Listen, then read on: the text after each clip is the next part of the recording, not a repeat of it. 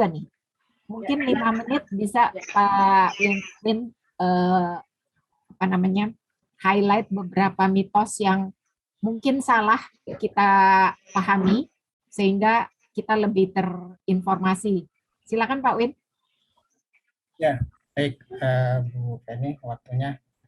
Ya mungkin sedikit aja tadi terkait dengan memang mitos itu sudah sering ya muncul di masyarakat. Memang sengaja kita coba tampilkan. Sebenarnya nantinya harapannya kita akan ekspor lagi di diskusi Bu ya, jika memang ingin lebih dalam ya. Artinya sebenarnya apa yang kami tampilkan tadi ya, itu beberapa mitos yang umum. Sebenarnya juga masih banyak mitos-mitos yang lain, tapi yang paling sering beredar itu yang tadi kami sampaikan ya. Jadi itu supaya sebenarnya kita tidak terjadi miskomunikasi ya, karena kalau kita bicara sesuatu harus ada secara ilmiah ya, ilmiah itu bisa terbukti, jangan hanya katanya atau berdasarkan ininya.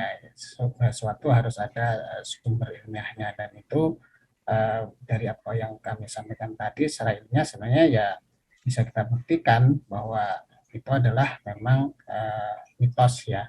Nah nanti mungkin bisa pas diskusi Bu, kalau ini ya kita bisa diskusi lebih lanjut. Oke. Beberapa pertanyaan barangkali. Mungkin, Oke, terima kasih ya. Pak Win. Nanti kita lanjutkan di dalam diskusi ya untuk beberapa mitos yang mungkin salah karena untuk memastikan keaslian madu. Jadi tadi kan Ibu Asnat mengatakan beliau bicara dalam konteks madunya harus madu asli, ya. Jadi kalau madunya nggak asli, beberapa khasiat kesehatannya itu juga tidak akan kita peroleh, ya. Dan di pasaran memang saat ini sering terjadi penambahan gula dan sebagainya ya. Jadi nanti mungkin kita akan diskusi lebih lanjut dengan Ibu Asnat dan tambahan dari Pak Win ya. Nah, kebetulan The Golden Trees Honey Wine dan Honey Island, jadi madu hutan kita ini berasal dari Kalimantan dan dijual dengan brand Honey Island ya. Kemudian turunannya adalah The Golden Trees Honey Wine. Itu adalah fermentasi madu hutan, anggur, dan lemon yang tekniknya ditemukan oleh Dr. Edi Kristianto. Nah, hari ini beliau akan memaparkan tentang apa saja manfaat kesehatan dari madu hutan dan juga fermentasi. Dan kalau sudah difermentasi, apalagi yang kita dapatkan manfaat kesehatannya. Silakan Dr. Edi. Oh ya, kita kenalkan dulu nih Dr. Edi, teman-teman pasti udah tahu ya siapa Dr. Edi ya. Dr. Edi adalah dokter keluarga yang paling asik ya. Kemudian beliau itu praktek di beberapa tempat dan banyak membantu pasien-pasien autoimun, terutama dari segi penyembuhan untuk menambah cepat remisi melalui tambahan-tambahan penyembuhan dari herbal ya. Jadi beliau praktek di Samasta Integrated Medical Center. Kemudian beliau juga praktek di online juga ya Dok ya. Nanti kalau ada yang mau diskusi, jadi nggak ada masalah di masa COVID ini, bisa selalu ketemu Dr. Edi. Silakan Dr. Edi. Ya, makasih Bu Feni. Teman-teman, terima kasih juga untuk dari PT Hasil Bumi Bersinar yang sudah mengadakan webinar ini dan mengundang saya ya. Semoga yang kita bicarakan ini bermanfaat. Tadi kita seru banget ya belajar dari Prof. Asnat dan Pak Win ya. Itu luar biasa ya ilmunya, dan teman-teman saya yakin mendapatkan banyak pengetahuan yang sangat berharga ya. Nah, saat ini saya akan membahas sedikit mengenai manfaat madu hutan untuk kesehatan ya. Bu Feni bisa kelihatan ya screen-nya ya. Manfaat madu hutan untuk kesehatan. Oke, nah teman-teman, apa sih tadi Prof. Asnat sudah sampaikan sekilas mengenai apa sih beda madu hutan dengan madu ternak gitu ya. Nah, dari sisi kesehatan, yang pertama tentunya dari lebahnya tadi sudah disinggung ya.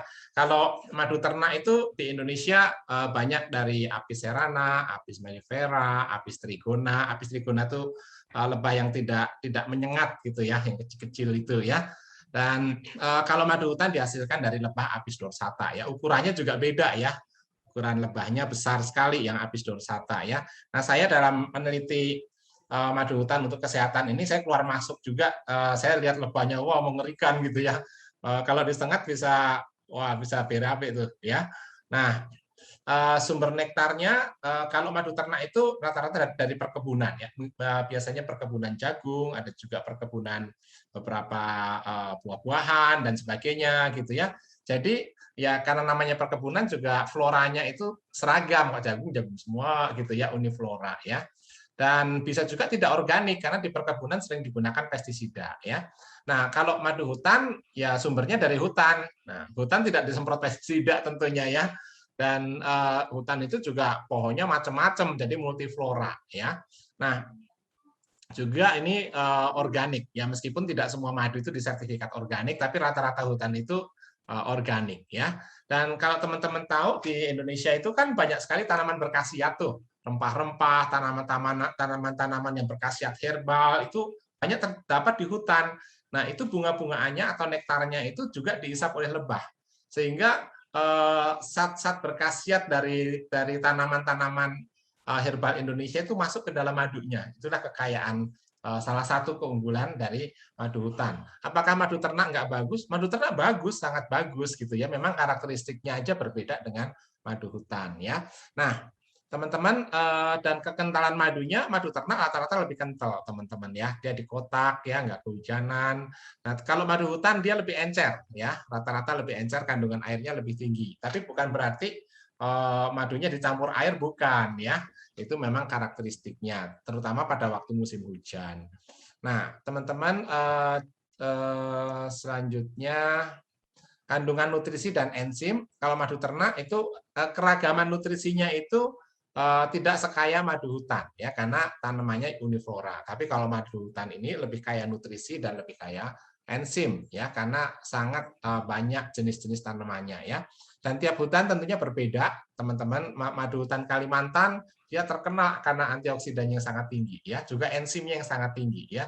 Madu hutan Sumbawa berbeda lagi, dia terkenal karena khasiat antibakterinya yang cukup bagus gitu ya, seperti itu. Dan di ujung kulon berbeda lagi, di Sulawesi berbeda lagi ya. Nah, teman-teman, di dalam madu hutan kandungan asam fenolat dan flavonoid itu yang tertinggi ya, dihasilkan oleh madu dari lebah Apis dorsata. Jadi kan ini adalah kandungan antioksidan yang sangat tinggi teman-teman ya. Ini ada dari hasil penelitiannya, ada di situ ya.